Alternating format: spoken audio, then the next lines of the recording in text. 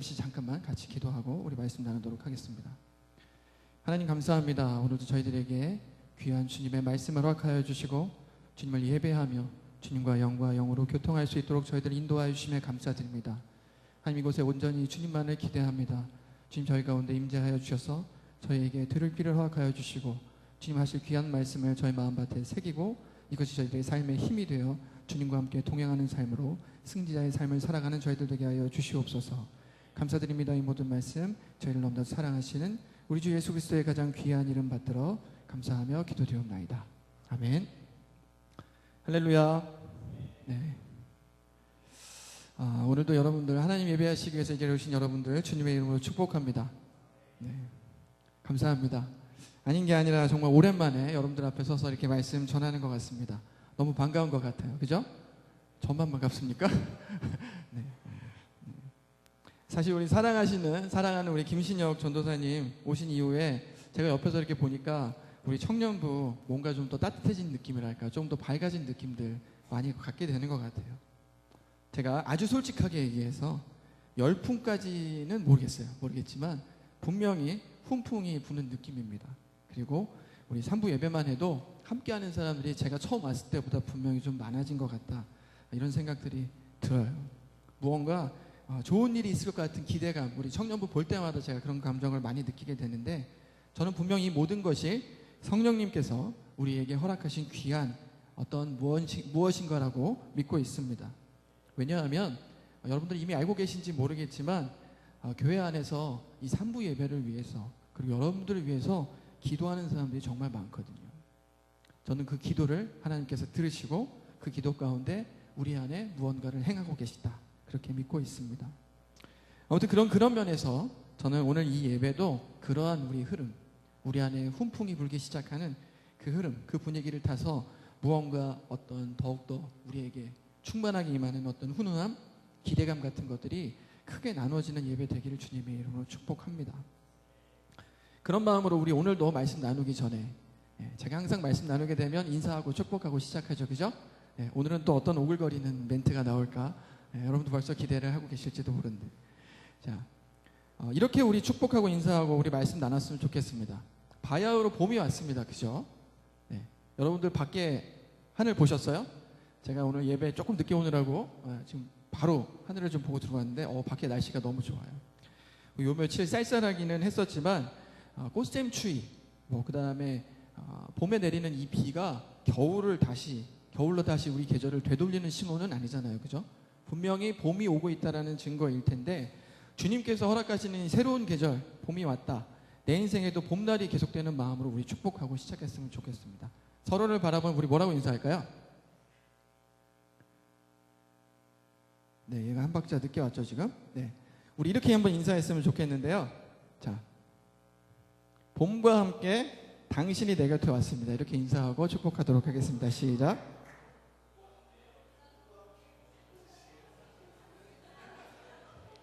자, 여러분 잠깐만요.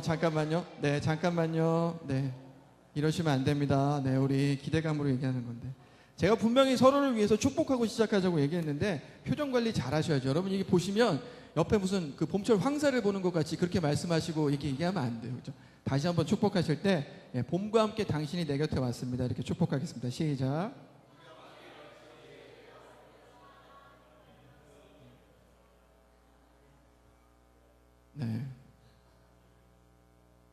네, 아멘. 감사합니다. 자, 아닌 게 아니라 진짜 계절이 바뀌었다는 게 확실히 우리에게 느껴지는 요즘이 아닌가 싶습니다. 날씨도 많이 따뜻해졌고, 물론 꽃샘추위도 있었고 약간의 봄비도 있었지만 확실히 겨울과는 달라진 느낌이 저희 안에 이렇게 좀 느껴지는 것 같아요. 사실 어느 정도냐면, 이러다가 조만간 또 금세 더위 때문에 헥헥거리는 거 아닌가, 그런 걱정이 될 만큼 확실히 무언가 날씨가 확실히 바뀌었다, 새로운 계절이 우리에게 찾아왔다, 이런 것들이 느껴지는 요즘인데, 사실 제가 언젠가부턴가 요맘때쯤이 되면 불현듯 저에게 이렇게 갑자기 생겨났다가 사라지는 버릇 같은 게 하나 있습니다. 그게 뭐냐면, 대단한 것은 아닌데 대략적으로 제가 신학을 할 때쯤 정도였을 때부터 생긴 버릇인 것 같아요. 무엇이냐면, 딱 요맘때쯤이 되면 제가 길거리 같은 곳을 지나갈 때마다 주변의 나무들이나 식물들을 이렇게 유심히 보고 다니는 거예요. 뭐 보는 걸까요? 그렇죠. 네, 당연히 봄철이 돼서 그 나무의 새싹들이 자라기 시작하는지, 꽃이 피려고 하는지, 뭐 이런 걸 보는 건데, 이렇게 며칠 유심히 지켜보다가 드디어 싹이 돋는 걸 보게 되면, 꽃이 피는 걸 보게 되면 그거 보면서 그렇게 반가울 수가 없는 거예요. 매번 볼 때마다 너무 신기하고. 불과 한두 달 전까지 겨울철이라 앙상하게 가지만 남아가지고 거의 죽은 것과 같이 이렇게 있었던 그 나무들 안에 계절이 바뀔 때마다 봄에는 싹이 튀고, 그 다음에 꽃이 피었다가 여름에는 무성해지고, 가을에는 단풍 들고 낙엽이 떨어지다가 겨울이 되면 다시 가지만 남아서 눈이 올 때 그 위에 눈꽃을 딱 이렇게 피우는 그 모습 딱 볼 때마다 너무 신기하고 또 너무 반갑고 그렇다라는 것이죠. 제가 그 계절에 맞춰서, 그 시기에 맞춰서 계속 그 모양과 그 어떤 모습들이 달라지는 그 나무들을 볼 때마다 나는 과연 하나님의 허락하신 그 계절의 시기에 적합한 모습을 가지고 삶을 살아가고 있는가, 이걸 돌아보게 된다는 것이죠. 그러면서 언젠가부터 버릇처럼, 어떻게 보면 약간 좀 이렇게 뭔가 좀 이상해진 사람처럼 그렇게 가끔씩 그곳을 바라보면서 웃기도 하고 또 유심히 이렇게 쳐다보기도 하고, 그런 버릇이 생긴다는 겁니다. 누군가 제가 이런 얘기를 했을 때 공감 가시는 분들도 있겠지만, 한편으로는 저의 그런 모습을 보면서 목사님이 나이가 들었다는 증거입니다, 이렇게 얘기할 수도 있습니다. 네. 그런데 굳이 변명을 하려고 하는 건 아니지만, 제가 그것에 대해서 뭐 부정하진 않겠지만 사족을 하나 붙인다면, 아주 엄밀하게 얘기했을 때 제가 이런 느낌을 갖게 된 것은 비단 제가 나이가 들었다라는 것보다는 제 안에 이런저런 삶의 경험들이 쌓인 순간들이 있었다라고 말하는 게 맞을 것 같다라는 생각이 들어요. 무슨 이야기인가? 부끄러운 이야기지만 그간의 제 삶을 이렇게 돌아보건대 주님께서 저에게 허락하여 주셨던 그 계절에 맞는 모습으로 그동안 그렇게 똑바로 서지 못한 때가 너무 많이 보이는 것 같아서, 주님의 그때에 걸맞는 모습으로 살아가는 게 이게 참 쉬운 게 아니구나, 이런 것들을 느끼게 되면서 그렇게 봄철의 나무들을 보면, 싹을 틔우는 그 가지들을 보면 그렇게 반갑고 또 도전도 되고 뭐 그렇다라고 하는 것입니다. 사실 그렇지 않습니까?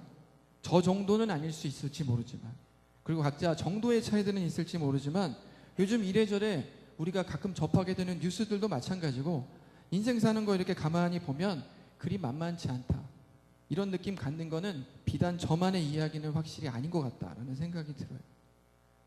특별히 그냥 사는 정도가 아니라 하나님을 의식하며 삶에서 무언가 이런저런 작은 결단들을 실제로 실천해 나가면서 믿음대로 살아내는 것, 이것은 그야말로 훨씬 더 어렵고 점점 더 어려워지고 있다. 이것이 과연 저만의 느낌일까요? 여러분 공감되지 않으십니까? 내가 정말 믿음대로 주변 사람들을 전부 다 사랑하면서 본이 되는 삶을 살고 싶은데, 그럴 때마다 하필이면 내 옆에 있는 저 인간이 자꾸 눈에 밟히고, 그죠? 어떻게 저런 희한한 인간이 내 주변에만 자꾸 이렇게 있을까? 왜 내 주변에는 이런 인간들밖에 없을까? 그리고 내가 마주하는 상황들 보면 이 상황만 아니면 내가 그래도 좀 한번 해보겠는데, 나로 하여금 힘도 빠지게 만들고 어찌할 수 없게 만드는 그런 상황. 도대체 뭐 어떻게 살라는 걸까 이게? 거기에다가 언뜻 들리는 뉴스들, 세상 돌아가는 이야기들 들어보면 무슨 인생 막장 드라마에서나 나올 것 같은 그런 이야기들이 수시로 우리 주변에 내 귀에 자꾸 들리기 시작하면서, 내가 살고 있는 이 세상 정말 정상이 아닌 것 같다. 이런 일들 접할 때마다, 이런 상황들 내가 마주할 때마다 신앙은 고사하고 그저 정상적으로 평범하게나마 그야말로 그냥 문제 일으키지 않고 이상하지 않게 살아가는 것 그 자체만으로도 버겁다. 한편으로 그렇게 살고 있는 내 모습 보면서 뭐 이 정도면 감사하다, 이렇게 느낄 만한 그런 상황, 우리는 그런 상황 가운데 살고 있지 않냐는 것이죠. 특별히 이 상황이 우리에게 심각하게 아주 진지하게 고민처럼 다가오는 경우가 어떤 경우냐면, 내가 실제로 어떤 삶에서 어떤 일 때문에 좌절하거나 실패하거나 넘어지는 일이 발생했을 때, 특별히 다른 누구의 잘못 때문이 아니라 내 죄 때문에, 내 부족한 면 때문에 넘어져서 내가 누군가를 비난하기도 어렵고 내가 다른 곳에서 이유를 찾기도 어렵고 그냥 나 자신을 보면 비참하고 그럴 때, 아니면 반대로 어느 날 내가 억울하게 넘어진다는 생각이 들었을 때, 이런 생각 들지 않으세요? 도대체 내가 뭘 그렇게 잘못한 거지? 나 그냥 열심히 산 것뿐인데 왜 나는 이러고 있는 거지? 다른 사람들보다 나름대로 열심히 살았다 자부할 수 있는데, 아니 그 정도는 아니라고 하더라도 다른 사람 사는 것만큼은 열심히 살았는데, 나보다 오히려 더 형편없이 사는 사람, 믿음과 아무 상관없이 그냥 막 사는 대로 사는 사람, 그런 사람들 봐도 잘만 사는 것 같은데 나는 왜 이렇게 힘들까? 이런 생각하다 보면 그 생각의 끝에 우리는 무엇을 바라보게 되느냐? 이 이상하게 되어버린 세상을 바라보게 된다는 것이에요. 환경 탓을 하게 되는 거죠. 하필이면 내가 이런 세상에 태어나가지고, 하필이면 이런 환경 때문에, 내가 이 환경만 아니면, 내가 저 환경이면 정말 잘 살 수 있는데 왜 하필이면 나한테 허락되어진 사람, 나한테 허락되어진 상황, 이 상황은 왜 이래서 나로 하여금 이렇게 주저앉게 만드는 것인가? 자, 그런데 여러분, 만약에 여러분들 가운데 이와 같은 느낌을 가지고 있다면 제가 그런 여러분들께 한 가지 우리 같이 한번 생각해보자 제안하고 싶은 게 있습니다.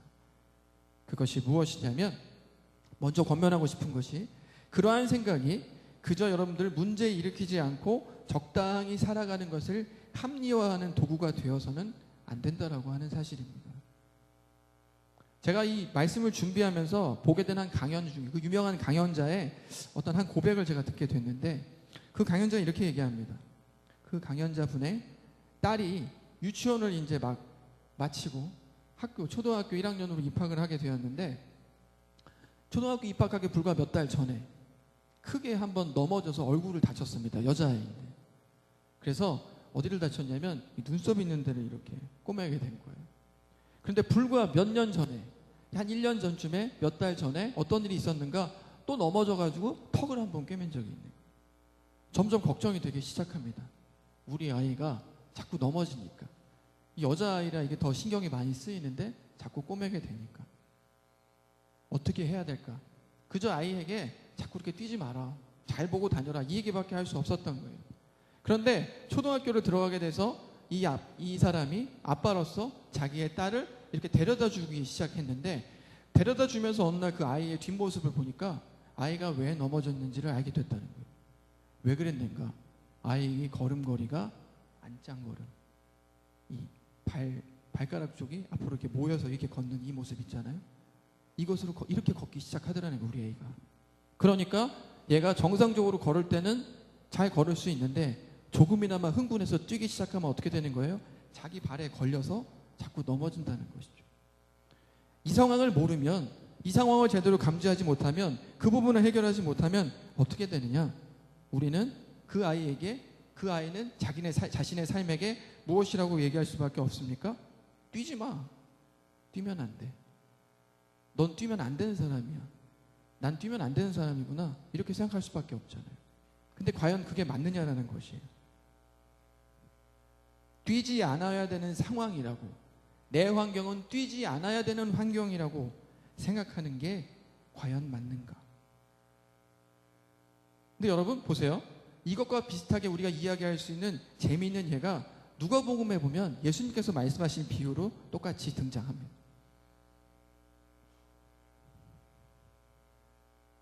본문의 말씀이 나와야 되는데, 자, 누가복음의 말씀 우리 잠깐 봤으면 좋겠는데요. 누가복음 18장 10절로 11절, 12절, 13절의 내용을 보면 거기에 재미있는 얘기가 나오는데, 어떤 내용인가? 두 사람이, 한 세리와 바리새인이 같이 성전에 올라가서 기도할 때 바리새인의 기도가 소개되고 세리의 기도가 똑같이 소개가 됩니다. 그런데 18장 10절에 이렇게 기록이 되어 있습니다. 두 사람이 기도하러 성전에 올라가니 하나는 바리새인이요 하나는 세리인데, 11절, 바리새인은 서서 따로 기도하여 이르되, 하나님이여, 나는 다른 사람들 곧 토색, 불의, 간음을 하는 자들과 같이 아니하고 이 세리와도 같이 아니함을 감사하나이다. 이렇게 기도했다는 거예요. 여러분, 이 기도 가운데 이 기도 어떻게 들리세요? 어떻게 보이세요? 이 기도의 내용을 보면 적어도 하나 인정할 수 있는 건, 이 사람 나름대로 그래도 열심히 좀 산 것 같아요. 그렇지 않습니까? 네.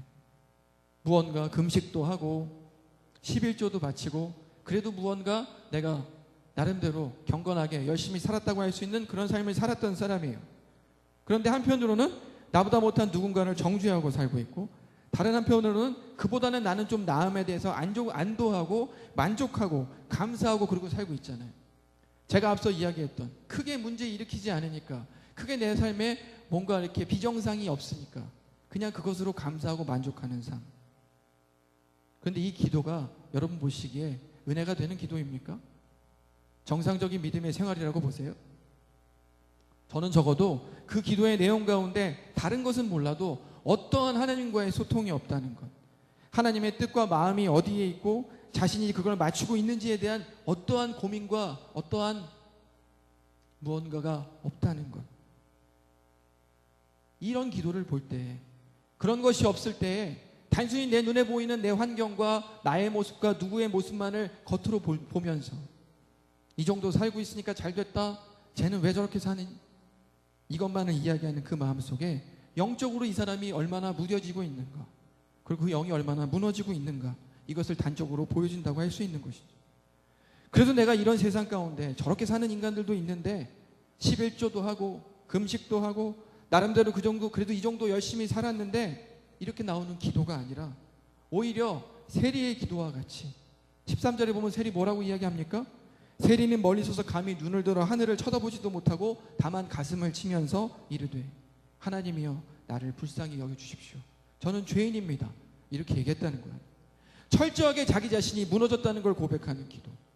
물론 내가 하나님께 속한 사람이라면 주님과 소통하면서 주님의 마음과 합한 모습으로 삶을 살아내야 하는데, 그렇지 못한 자신의 모습을 발견한 가운데 처절하게 치열하게 그 마음에 다시 닿기를 간절히 원하는 마음으로 갈망하고 매달리는 그 기도, 이런 기도가 진짜 필요하지 않냐는 것입니다.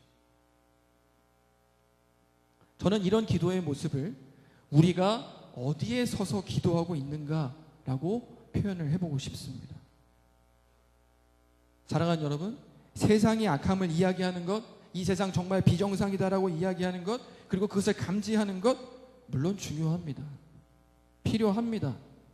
그러나 그것을 감지하는 그 시점에서 내가 어디에 서서 어디를 향한 상태로 그걸 감지하고 이야기하고 있는가, 이건 좀 다른 문제라고 하는 것이, 하나님의 마음에 맞닿아서 조금씩이나마 내가 그곳을 향해 달려가면서, 비록 넘어질 때도 있고 흔들릴 때도 있지만 조금씩이나마 그곳을 향해 달려가면서 그렇게 세상을 이야기하고 있는가, 아니면 그렇게 이야기함에도 불구하고 도리어 나는 조금씩 그쪽으로 딸려 들어가면서 그러면서 이야기하고 있는가, 그건 분명히 다른 것이라는 거죠.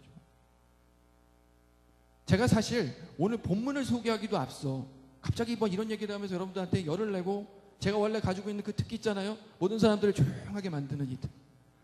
이 은사를 막 발휘하고 있는 이유가 있습니다. 그게 무엇이냐면, 제가 오늘 본문의 내용이 그 내용 자체만큼이나 중요하게 봐야 되는 포인트가 무엇인가, 다름 아니라 이 이야기가 이야기되어지고 있는, 사람들에게 나눠주고 선포되고 있는 그 시점, 이스라엘 백성들에게 나눠주고 있는 그 시점이 언제였는가, 이것이 그 내용만큼이나 중요하기 때문이라는 것입니다.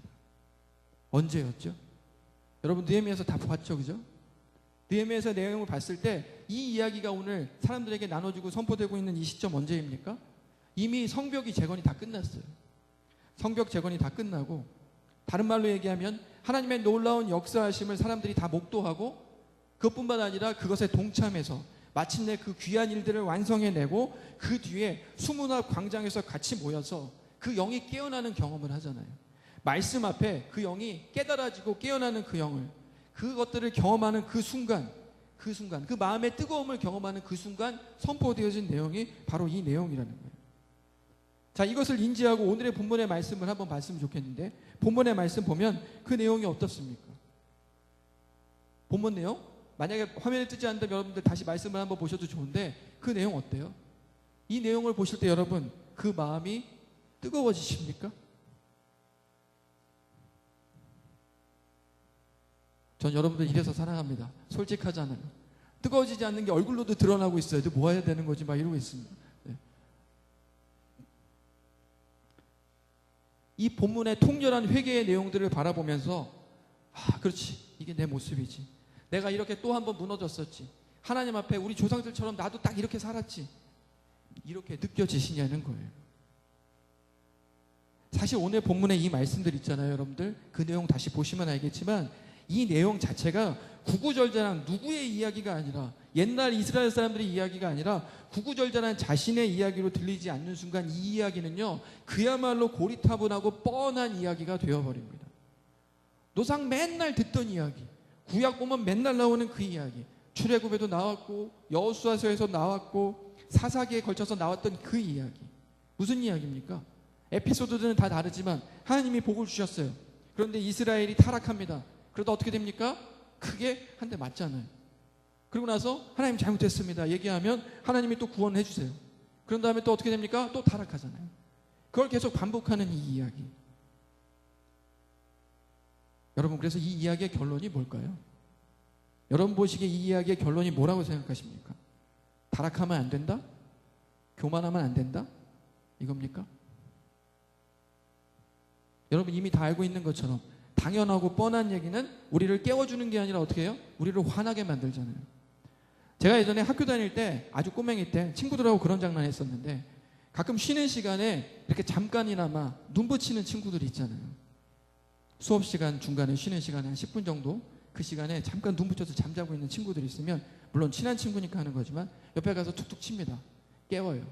깨운 다음에 어떻게 합니까? 잘 자, 이렇게 얘기합니다. 친한 친구이기 때문에. 너무 이렇게 당연한 얘기 아니냐는 거죠. 화나잖아요. 자고 있는데 잘 자라고 얘기하는 것처럼 뻔한 이야기.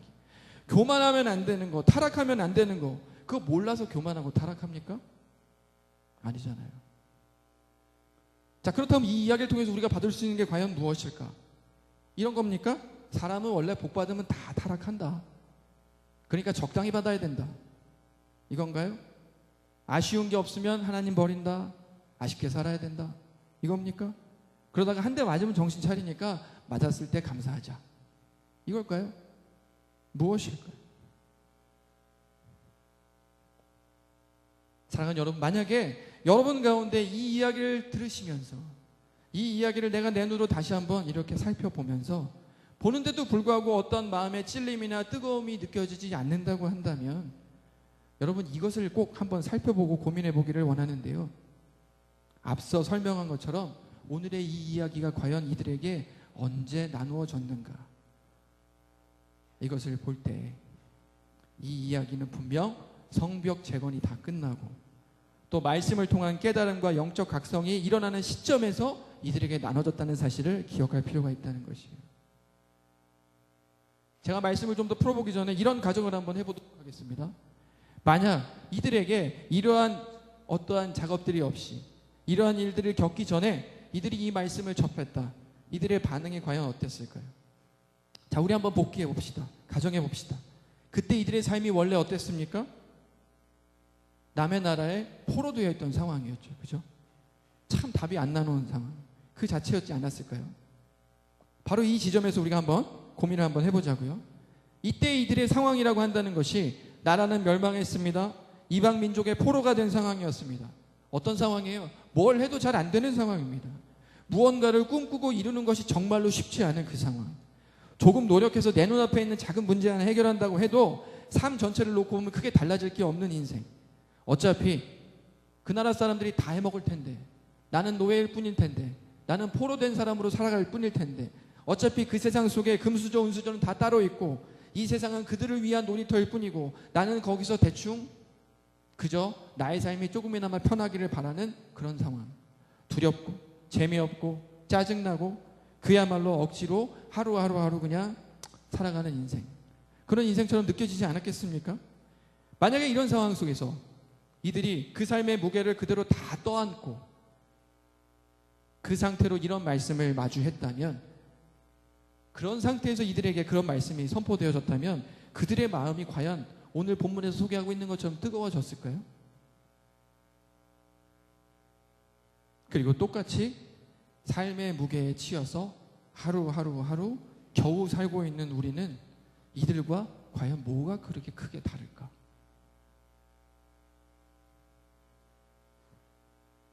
사랑하는 여러분, 믿는 우리의 삶이 힘든 것에는 분명히 세상의 악함이 이유가 될 수 있습니다.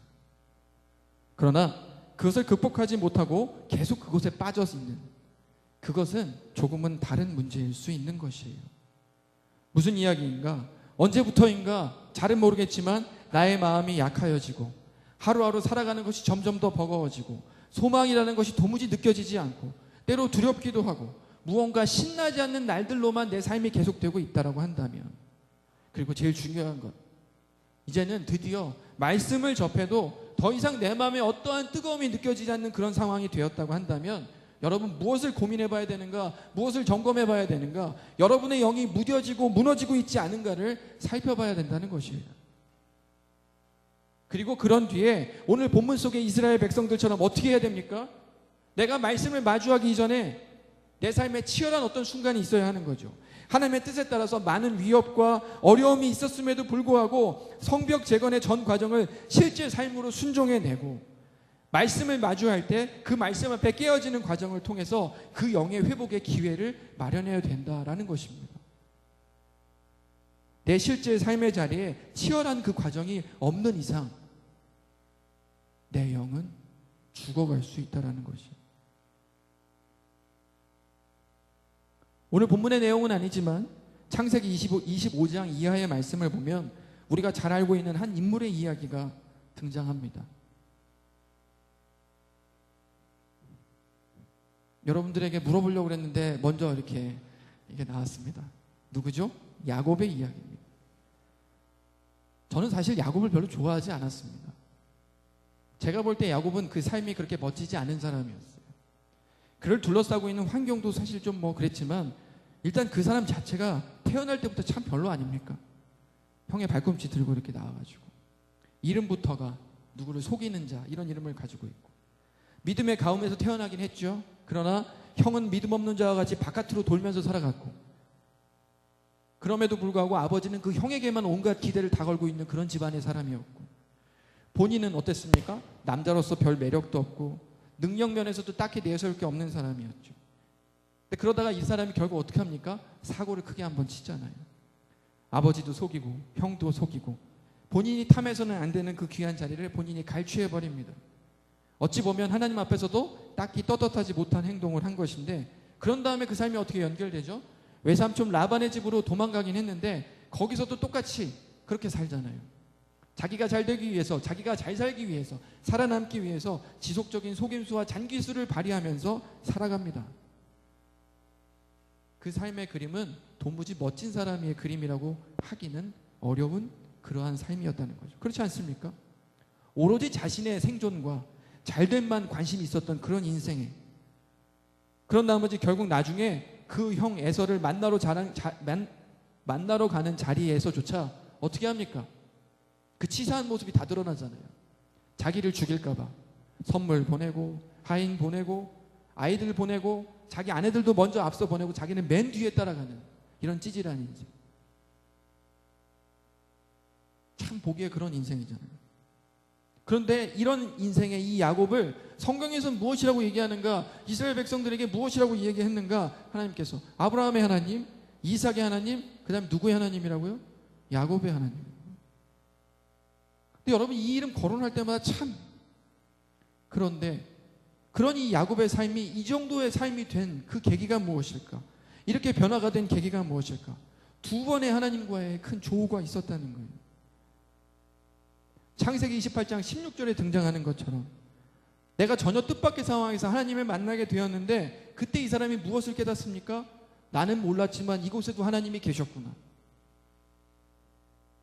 그 상황이 한번 지나가고 그 다음에 두 번째로 이어지는, 우리가 너무나도 잘 알고 있는 야복 강가에서 하나님으로 대표되는 그 하나님의 사자와 씨름하는 그 상황을 통해서 그가 마주한 문제 가운데, 그 문제가 환경 때문일 수도 있고 아니면 내 모자란 부분 때문에 그럴 수도 있는 것이고, 여하튼 무슨 문제 때문인지 모르겠지만 어쨌든 내가 마주한 그 문제 때문에 그 문제 가운데서 어떻게 해요? 자신의 연약함을 놓고 끝까지 하나님과 씨름하면서 매달려서 마침내 그 응답을 받아내잖아요.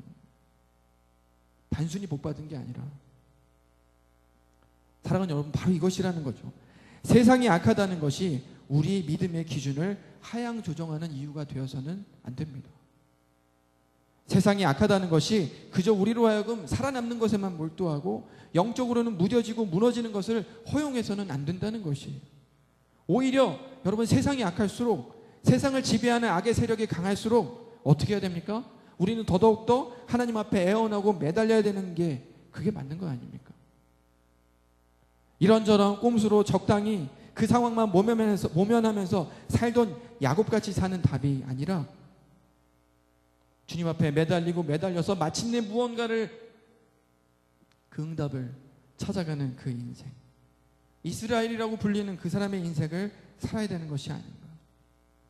나 혼자 대충 어떻게 그럭저럭 겨우겨우 살아내는 걸로 만족하는 좀 전에 이상한 기도를 했던 바리새인같이 살아가는 것이 아니라 주님 앞에 깨어지는 마음으로, 주님의 마음 앞에 깨어진 마음으로, 나뿐 아니라 내 주변을 위해서도 무너지는 세상 가운데 깨어진 마음으로 같이 통곡하고 애통하며 기도하는 그 사람의 삶을 살아야 되는 것이 아닌가라는 것입니다. 내가 볼 때 요새 왜 이래 세상이 도대체 라고 느낀다 그러면 그것으로 끝나는 것이 아니라, 그것 때문에 내 삶을 타협하면서 사는 것이 아니라, 오히려 그렇게 느꼈기 때문에 깨어진 마음으로 그렇게 느껴지는 그 상황을 내가 속한 내 주변에서는 적어도 사라지게 하는 무엇으로 내가 쓰임받을 때, 나로 인해서 세상 단 한 구석이나마 조금이나마 회복되도록 나를 써주셔서라고 깨어진 마음으로 기도하며 나아갈 때, 아니 적어도 그렇게 쓰임받지는 못한다 하더라도 최소한 그렇게 쓰임받고자 하는 소망함을 가지고 살아갈 때 내 삶의 무너진 부분도 회복되어지고 무뎌진 내 영이 다시 살아나는 것을 경험할 수 있지 않냐는 것이죠. 여러분, 단도직입적으로 한번 물어봅시다. 세상이 악하여지면, 악의 세력이 강해지면, 강한 대적을 만났다고 한다면 우리가 버티고 있는 이 성벽이 무너지는 게 정상입니까? 대적이 강하기 때문에? 성벽은 어떤 상황에서도 무너지지 말아야 되는 게 정상이잖아요. 비록 전쟁을 벌이는 가운데 군데군데 파손이 되고 보수를 필요로 하는 상황이 벌어진다 하더라도 다시 보수하고 마침내 세우고 지켜내야 되는 게 원래 맞는 거 아닙니까?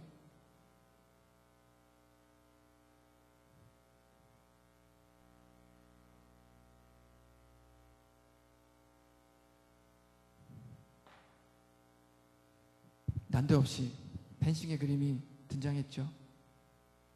여러분, 이 펜싱의 용어 중에 이미 많은 사람들에게 알려진 내용이긴 합니다만 투쉐라고 하는 용어가 있다는 거 아시죠?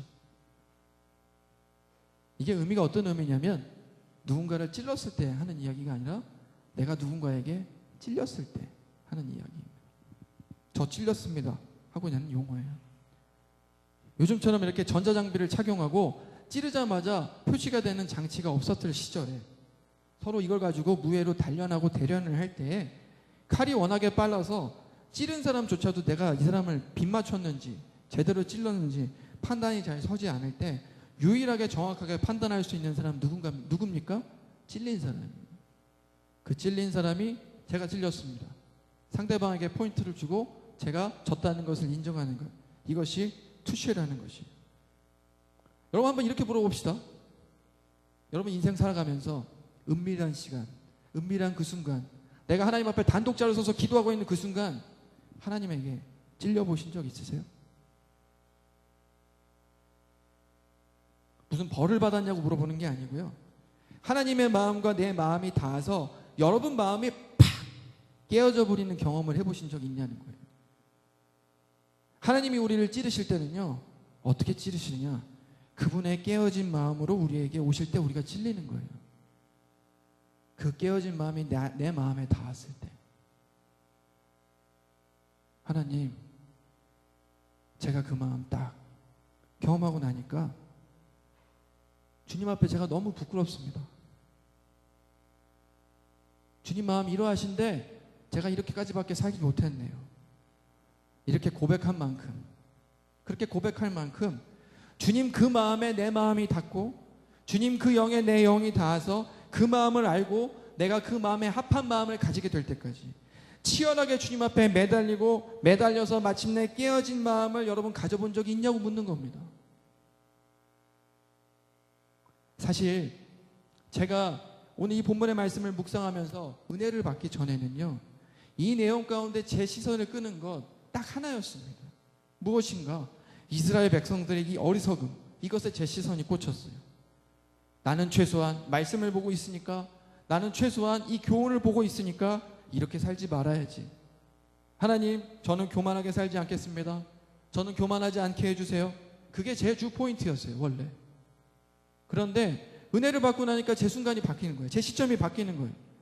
어디로 바뀌느냐? 주님이 이들을 찌르신 그 사건에 제 눈이 꽂히는 거예요. 그 사랑하는 마음. 사랑하는 여러분, 제가 분명히 여러분들에게 선포하건대 주님 앞에 찔려 깨어진 마음, 그 심령 받는 것이 은혜인 줄 믿습니다. 그것으로 우리 영이 무뎌지지도 무너지지도 않을 수 있기 때문입니다. 오늘 본문의 내용은 아니지만 오늘 이 본문 말씀을 접할 때 이스라엘 백성들은 어떻게 하면서 이 말씀 접했는지 아십니까? 죄를 뒤집어 쓰고 회개하면서 이 말씀을 받았어요. 엄밀히 말하면 이스라엘이 망한 게 이 사람들 책임입니까? 아니잖아요. 이미 망한 지 100몇십 년이 지난 이야기. 자기네 조상들이 지은 그 죄를 대신해서 이 사람들을 회개하면서 나온 거예요. 왜 그랬을까? 하나님의 마음이 내 마음에 닿는 순간 그 마음이 찔렸기 때문입니다. 여호와 앞에서 깨어졌기 때문이에요. 그런데요, 하나님, 제가 이렇게밖에 못 살았네요. 그런데도 저희들 불러주셨네요. 그랬을 때 이들에게 어떤 일이 벌어졌죠? 놀라운 부흥을 경험하는 거죠. 그 영이 살아나는 거죠. 그리고 그 뒤에 어떤 일 벌어집니까? 이들이 이곳 성벽 안으로 드디어 그들의 삶의 터전을 이주하는 일이 벌어지죠. 이것이 무엇이죠? 하나님이 통치가 행해지는 그곳으로 그들의 삶의 터전이 옮겨진 거예요. 하나님의 통치를 받으며 살겠다, 그렇게 이들이 결단하고 실행을 옮긴 거예요. 삶으로. 여러분이 마주하는 세상, 그 세상이 설령 여러분들을 속일지라도 여러분들의 영은 무너지지 않기를 주님의 이름으로 축복합니다. 삶이 무너지는 것 같을 때 우리가 해야 될 것은요, 정말 이거 너무한 거 아닙니까? 하나님, 이게 아니라 하나님 앞에 치열하게 매달려서 그 안에 있는 하나님의 마음을 발견하는 것입니다. 그리고 그 마음 때문에 내가 한 번 더 찔리는 거예요. 여러분, 매달릴 때 하나님께서 분명히 여러분들 찔러주실 것으로 믿습니다. 그리고 그것을 우리의 영을 깨우고 회복이 되고 재건이 되고 마침내 다시 우리는 어떻게 되는 거예요? 그분의 통치 안에 들어가는 거예요. 사랑하는 여러분, 같은 시대를 살아도 성벽 안에서 사는 삶과 밖에서 사는 삶은 그 결이 다릅니다. 같은 말씀을 봐도 그 마음이 뜨거워지는 자의 삶과 그렇지 않은 사람의 삶이 같을 수 있겠습니까? 똑같은 이야기를 하고 똑같은 이야기를 들어도 분명히 얘기했지만 다르고 다른 법입니다. 여러분에게 말씀이 어떻게 들리세요? 오늘 여러분들에게 선포되는 이 말씀이 여러분들에게 어떻게 들리세요? 평소에 내가 주님의 말씀을 묵상할 때 그 말씀들이 여러분들에게 어떻게 들리세요? 시대와 상황에 대해 무엇을 말하고 여러분들 무엇을 드러내면서 살고 있습니까? 저는 이 시간 이렇게 좋은 날씨에도 불구하고 주님의 말씀 사모해서 이 자리에 모여서 기도하고자 예배하고자 모인 여러분들께 감히 도전하고 싶습니다. 우리 제발 치열하게 매달립시다. 억울할수록, 속상할수록, 힘이 많이 들수록 더더욱더 매달리는 은혜가 우리 안에 있기를 주님의 이름으로 축복합니다. 주님의 마음 저한테 알려주실 때까지. 주님 왜 그러셨어요? 주님 그때 저한테 왜 그러셨어요? 여기서 끝나는 게 아니라 결국 그곳에도 주님이 계셨네요 라고 이야기할 수 있는 그 마음이 될 때까지, 주님의 마음 저한테 알려주실 때까지, 주님의 그 마음 저에게 나눠주실 때까지, 주님 이대로는 그냥 못 가십니다 고백하고 마침내 주님 앞에 그 찔림을 경험하고 깨어진 마음을 소유하는 여러분 되시기를 주님의 이름으로 축복합니다. 그럴 때 여러분의 남은 삶은 진정한 회복을, 진정한 주님의 통치를 경험하는 삶이 될 것입니다. 여러분들의 남은 삶이 그러한 삶이 되기를 주님의 이름으로 축복합니다. 봄날이 되면, 우리 인생의 봄날이라는 것을 이야기할 때 언젠가부터 그런 얘기도 있죠. 꽃길만 걷자고. 봄에 피는 그 꽃길을 걷기 위해서는 봄에 얼맞는 삶을 살아가는 사람이 되어야 합니다. 다시 한번 여러분들에게 묻고 싶습니다. 여러분은 주님의 계절에 어울리는 삶을 살고 계십니까?